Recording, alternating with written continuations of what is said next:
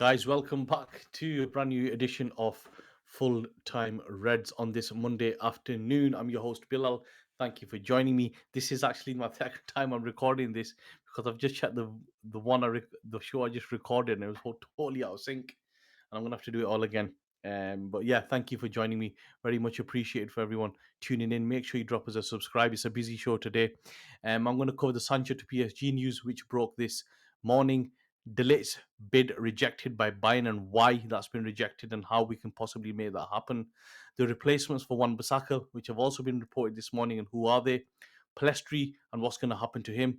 The Amrabat situation, and I'll touch upon the preseason fixtures in the USA. So let's get started. Let's get straight into this. So Sancho to PSG. The news this morning is that Sancho has agreed personal terms with PSG, and I think this is, if it's true, this is really good because we've agreed personal terms with Ugarte. So really, we could just do a straight swap for him, ideally, and just get it done.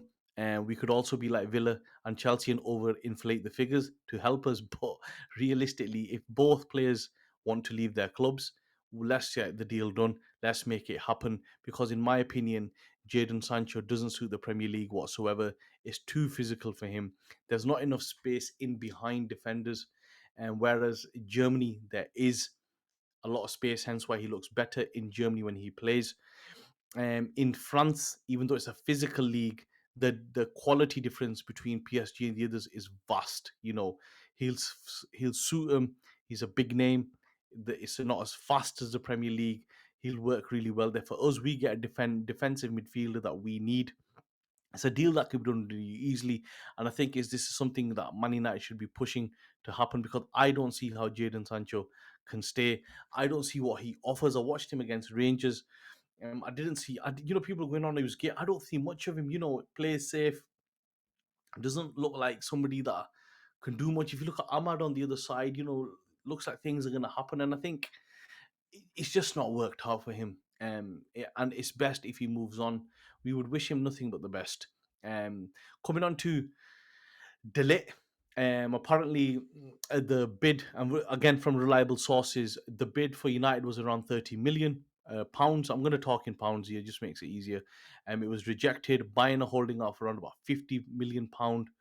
I think around about the 40 mark will do it, including add-ons. Now, this depends if the problem Bayern have got is that they need to sell players, um, so they can buy players. I think they're looking at Tar, and we need him also because Branthwaite is somebody we looked at, but for me, Branthwaite is somebody that just I don't see the crack on him whatsoever. What United should do is, in my opinion, get Delit in.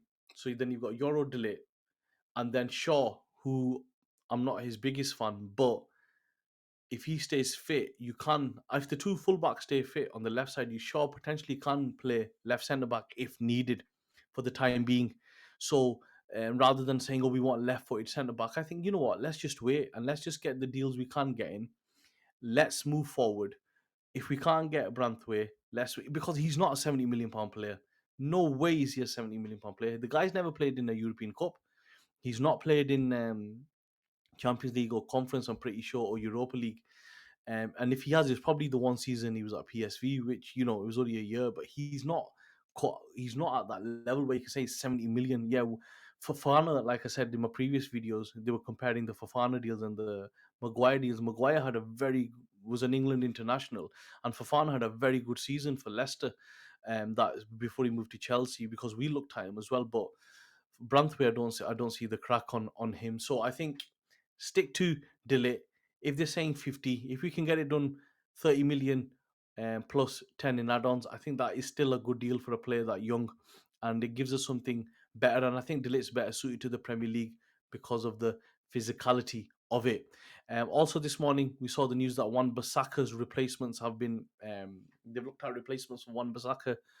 Vanderson, who I was not familiar with until I looked at him this morning, the right back for Monaco, plays for Brazil also, and Frimpong. Coming on to Frimpong, I don't know which team is looking at him as a right back because this guy's not a right back. He's clearly a left winger, and if you watch him for Leverkusen, and especially in that Europa League final. He was mostly in strike. He's very front footed. He makes Trent look like Wan Bissaka defensively. He's not a right back in my opinion at all. City haven't gone in for him. That tells you a lot. Also, why clubs tend to not go in for a player, and then I am always worried that if he's that good, why you had him? Why are you not going back in for him? And Vanderson, I'm not too sure, and I will check him out a bit more, see if it's something we can do a video on. But I think Wan Bissaka moving on is a good move. He needs to move on. Um, he doesn't suit our style of play, and it's not something we just have too many players hanging around. And if we can get a left back or a right back that can play both sides, like the Turkish guy, I forgot his name, that'd be a good option for us. Coming on to Pellistri, this guy's just been messed around a lot, in my opinion. He's been from us and his agent because this guy should have moved on ages ago. I don't know what he's still doing here. He played at the start of the season for us in the Champions League, and I thought he looked a bit light then. He looks really good for Uruguay, but that's international football. I think he's somebody that should just move on because he's not going to get game time. He shouldn't be looking to sign a new contract at Manchester United. They don't know what to do with him. And like we did with Willie Kambala, is just move him on, get a percentage of sell-on clause, and be done with it. We were with that overloaded on wingers. Greenwood was still on our books until last week. We had um, Anthony, Ahmad, Pellistri, even Ganacho can play right wing. So and we're not even producing that many goals from the right wing as well. I think he's a good little player for a non-physical league and a team like Panathinaikos where he can restart his career, and I'm sure he'll get a good move moving on to Spain, Italy, or somewhere like that. Um, Coming on to Amrabat, United have informed that Fiorentina that they will not pay the 20 million euros, and I agree with them because I don't think Amrabat is as good as people are making him out to be. We saw him. The clip went viral when he's chasing Mbappe down, and everyone goes, "Oh my god, this guy's a player." He's a good player in a defensive system. If we want to hold the ball, we want to progress the ball, we want to move forward with the ball. I don't think he works. I think he is a player that, if you look at the games he has done well for Manchester United, the games have been more defensive, like the Champions and FA Cup final, we were really defensive in that. But when we expected to progress the ball, I don't think he's what we need. Um, I think he was here a year and he didn't play toward. He played towards the end, and even then, he only looked good in them games. Like I said, you can't knock his work rate or his implementation, but it's just not something that suits us. And especially if you want to go into this model where we're holding the ball, we're attacking with the ball. I think there are better players out there. We should be looking at the academy to bring players through that can kind of fit that model, and where we don't have to sell him or looking at just scouting better options, because Amrabat is not the answer in my opinion. I think just lastly, we've got the preseason USA tour starting on Wednesday. I think now you'll start to see what United are about. I know the first two games were okay, but now you will start to see some sort of rhythm, where we are, where we're up to, how we're going to play.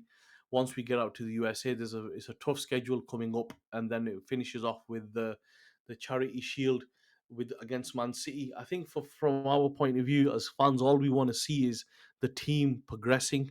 I think realistically, fans are not thinking we're going to challenge for the league.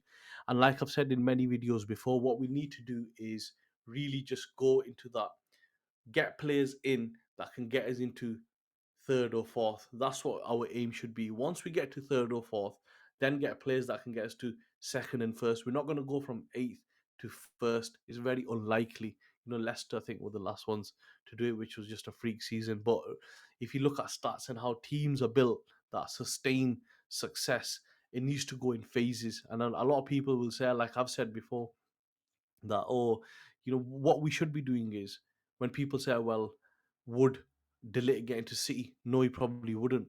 But would Delit get into Spurs and Villa? Yes, he would. Would Euro get into Spurs and Villa? Well, Euro would get into most teams. Would Ugarte, potentially, who we might sign, get into City? No. But would he get into Spurs in midfield? Easy. And that's how we need to think and need to approach windows. Jim Radcliffe said, um, 3 years, which is 6 windows, because you've got to include the winter windows. In the last two winter windows, we've not been active. the first season under Ten Hag, we signed Wout Weghorst, and I've totally forgot the midfielder's name now that plays for Dortmund. And last window, we weren't active in the winter. So you got to remember, in the winter windows, if we can get in one or two players, that would really help us progress the team forward. As long as we keep moving forward, that'll be key. I'll be back with a new video towards the end of the week or midweek, covering more games, more news. Please do subscribe, get involved. Thank you for watching.